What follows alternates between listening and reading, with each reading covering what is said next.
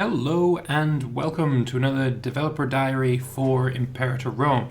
So this time there's a bunch of stuff to go through, but not everything is new, basically. So first off, we've got these unit objectives that we kind of already talked about in a previous video. I think it was when we were going over the Emperors at War stream.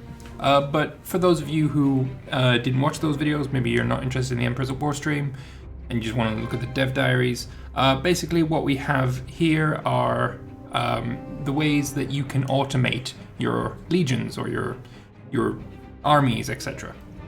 So yeah, we've got no objective means that you control your armies yourself. Independent operations means that they basically act like AI. Defend borders means that units defend and retake territory that has been sieged. I believe this also applies to rebels, even though there is a fight rebels one. I imagine if you've got a province that has been sieged, you're probably going to find your defend borders units taking them back, or at least I hope so. Then you've got your fight rebels, reconnaissance, which is still a little bit of something that I need more information on. What kind of reports are you going to get? Because if I have got a reconnaissance unit and I'm, looking at a different area of my empire, maybe I'm fighting a war over there, and I've got a reconnaissance unit maybe in southern Italy, and he spots an enemy trying to land troops, am I going to get a pop-up about, oh, we have spied units off the coast of Fundy? I hope so, because that would be freaking awesome, but we'll see. And then we have keep in reserve, which is basically you don't want to have all of your units involved in a war at the same time. Maybe you want, keep some units in reserve. But especially in like EU4, if you're doing this and you could see that your armies get stack wiped while you're looking elsewhere, this basically means they'll move away from enemy units. So yeah, that's something that could be very, very useful, especially in multiplayer. So we don't see this as something you use for your main armies, but it can be useful for any secondary armies or forces left behind to control or defend your territory. Split/merging/consolidation/abilities are not used by objective units. So if you're using one of these, it won't use split, merge, consolidate, except specifically where it is a necessity. What that means, I'm not sure. What would make those particular abilities necessary? I don't know, but it'd be nice to see that. Additionally, there are naval landings, functions similar to EU4 auto transport. If there's at least one available navy which has had naval landing selected, clinging to an inaccessible city with an army will make this navy pick up that army and ship it to that city. I would like this to be expanded just a little bit, so that if it is faster to use a navy, it will also prioritize using the navy. And also, if I've got a navy out in sea and I have this unit in Fundy and I want to bring him to, for instance, Corsica, I want to see this navy dock up in Fundy, or I suppose I should say Neapolis, because this has actually got a port. I want to see that navy dock up in Neapolis to pick up that army, instead of seeing the army walk into the sea, right? I want to see that, because that is a pain in the ass. Independent operations will turn on regular AI for the unit, making it operate freely, attacking enemy armies, occupying enemy cities, etc. Defend border, regular AI is above but stays within country's borders effectively, just using defensive tasks. Reconnaissance patrols across the country's borders, reporting enemy movements. Again, I need more information on that. Fight rebels, armies will focus on destroying any armies owned by the rebel tag slave revolt stacks. So it counts slave revolts as well. Keep in reserve, avoid contact with enemies while staying within country borders, mostly because in a common experience in multiplayer, it's forgetting troops that you're currently not using and having them destroyed when looking elsewhere, and then hunt fleets to search and destroy enemy fleets. So it's not showing the naval objectives here, but those are some there as well.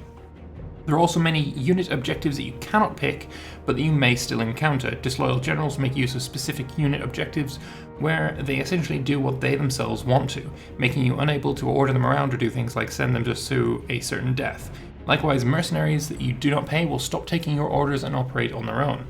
There is also a special logic for slave revolts where rebel stacks will seek out the closest rich city to attempt to loot and set free more of their kin. A good thing about the unit objective AI system is how moddable it is, so that's always nice to see. If you've spent any time on my channel, you know I love me some mods, and yeah, having it be very moddable is great. Chain Gun created the system, and he'll talk a bit about that. So now we're going on to modding. So while I do love using mods, I cannot mod. So there's a lot of stuff here that I personally have no idea what he's talking about, but I do know that there are some modders that watch my channel, and yeah, this one's for you guys. Internally, many behaviors such as rebels, disloyal generals, and units trying to join up with the target unit of the recruit to unit action are also represented as objectives and thus moddable to a degree. Some objectives started out as hard-coded early in development and still are, but they're still present in the files so they can be tweaked by modders. We may, in addition, port non-objectives such as piracy, barbarian behavior to the objective system in the future, as well as, for example, subject state stances from EU4. In fact, you could probably implement your own variation of subject stances in a mod already. For those familiar with a finite state machines, you may draw upon the comparison of a unit corresponding to an FSM, don't know what that is, and an objective to state. Don't worry if this is unfamiliar, it's a very simple concept dressed in fancy words. What it means simply is objectives are mutually exclusive and a unit will have precisely one at a time. Transitions from one objective to another can happen in three ways. The player select a new objective from the GUI. The objective is automatically switched due to having priority above 0, and code is hard-coded to switch to certain objectives, for example, naval landings. So let's have a look at some of the code there.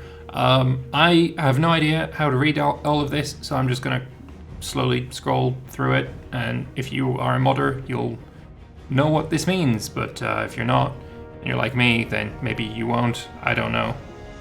But yeah, there we go, there's modding. Yay, modding is great. Lovely.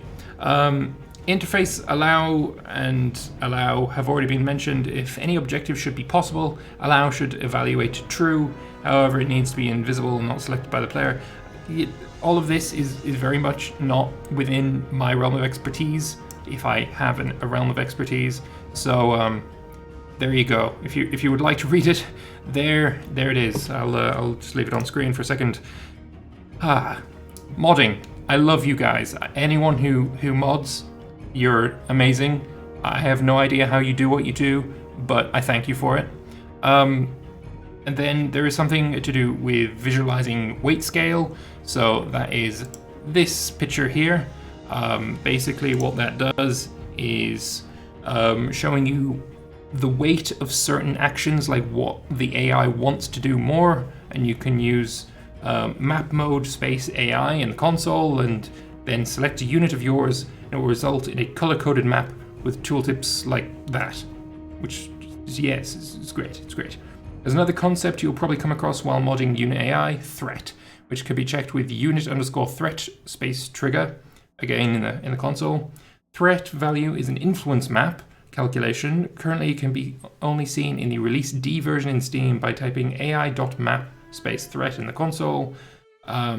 Also, there is a problem with the engine hiding a lot of the debug commands in the release, so hopefully that will be sorted out, so you'll be able to see all of your various commands that you can use. A threat value of 1.0 is an enemy the same size as the unit is fairly close. Value of 10, the enemies nearby are 10 times as strong, etc. And then he has this screenshot here from an earlier release, which is quite tiny, so yeah, that's what you're looking at there. I will say though, that I have got a little bit of experience with what threat does, and that's from EU4. I actually saw it today. When you've got your army on suppress rebels in EU4, and you could have basically your unit evaluates the threat of a potential rebel stack that has just popped up, and it will decide whether it is too strong for it to engage, and then it will not engage. So it's like it hides from enemy units that way. In EU4, it's not particularly good at this task. So there are certain cases where I've seen that, say I've got an army that is the same exact size as an enemy AI army.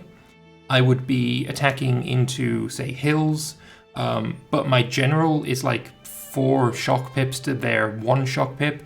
I should comfortably be able to win that, especially considering I've got like bonuses like compatibility and all that kind of crap. But then the rebel squashing AI decides that the rebels are too threatening and it hides anyway, even though when I manually go and get them to attack, I crush them easily. I hope that has been changed somewhat for Imperator, just to make it a bit more brave, or at least allow us to make it more brave. Like that would just be nice to see. All right. Yeah, and that's basically it for modding. There's a little bit more there. I will put a link to the dev diary in the description, and you can go and check that out. If you're a modder, there's a lot of stuff in there for you. I have no idea what it is, but you know, it's cool stuff. It's cool stuff. So now moving on to the Balkans and Dacia. So again, I just want to show this because, god damn it, the maps are phenomenally beautiful. I do very much like them. It's just the way as well that when you scroll in and then you get the map changes into terrain naturally with just the the border showing your country's color. I love it. It's just so beautiful. And look at these 2 pictures. They're just this is easily the best looking Paradox game to date. A title that was previously held by Stellaris, just so you're aware. But yes, it is phenomenal. I love it. So in Dacia, many of the regions we've covered in these diaries, the Balkans and the greater Danubian region in the time of Imperator was primarily dominated by tribal entities. This is a region with strong influences from both the Hellenic world and subject to a great influx of Celts. More directly, this is a region that would come under pressure from the expanding Roman Republic, and which was the frequent scene for Macedonian incursions, or Macedonian incursions, whichever pronunciation you prefer, first under Alexander and the Argeads, but also from the successor kings such as Lysimachus in Thrace. Or Lysimachus, I have no idea which one's right. Let me know in the comments. It was also through this region that the Celtic peoples that settled in central Anatolia, the Galatians, came migrating, clashing with both locals and Greeks alike. The native inhabitants of the region, Illyrians in the west and Dacians in the east, are divided into many smaller tribal states. As in other regions we've covered, a successful tribe may aspire to form a tribal federation, Dacia or Illyria. And I'm kind of thinking I would love to form Illyria. It's just got a nice name. It's lovely. So, looking at some starting countries, we have Getia, which was played by Daniel in the Dev Clash. We've got Tirgetia. We've got Moesia, a name that I recognize from somewhere, a settled tribe in Upper Thrace, medium power in the region and potential danger to the Kingdom of Thrace to its south and east. Not much is known about the Moesians before the end of this era, where they encounter the Romans. We've got Tribalia and we've got Dardania. Dardania is one of the stronger kingdoms in the region. It has a history of meddling in the politics of all surrounding, including Macedon, which they have at times been a de facto had quite strong influence over. Alright, it's not my fault that the text is muddled. More recently, however, it's been a subject under Macedon. With Alexander's death, however, Dardania is free, and like Taulentia to its south, quite likely to once again end up at odds with Macedon. Then we have the Celto-Pannonians. By this time, a number of Celtic tribes had already settled in the Pannonian Basin and along the Danube. Not long from our start date, Celtic peoples would also come to invade Macedon and Anatolia, eventually settling down to form a Galatian kingdom, something a Celtic tribe that conquers land and relocates to Anatolia can also do in the game.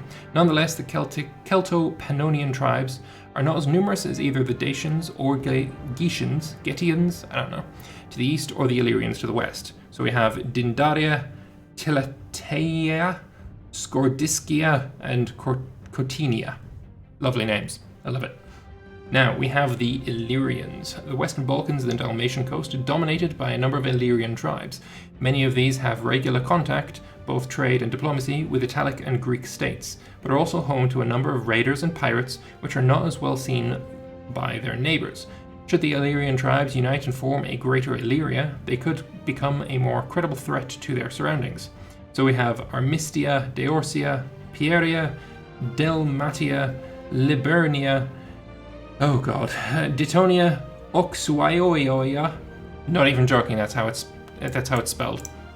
Scordiscia, Breusia, Diuria, Ditionia, Liburnia, Cataria, Catinia, Iapodia, Istria, and Abria. That's all of these little dudes around here.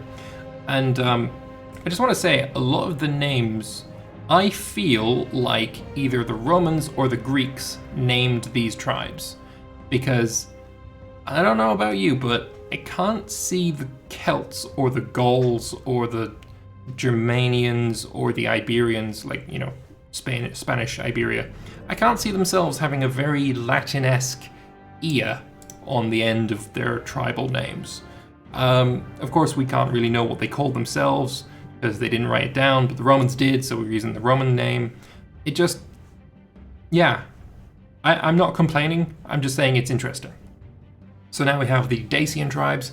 Not much is known of the origin of the Dacians, but like the Illyrians in the west, this people was likely present here long before the start of our era. Dacian culture is broken up into a number of small tribal states that are all part of a greater Dacian identity. As mentioned, they may eventually form a stronger united Dacia that could pose a bigger threat to its neighbours. As divided as Dacia is, however, it also harbours a number of commodities such as large amounts of iron, precious and base metals.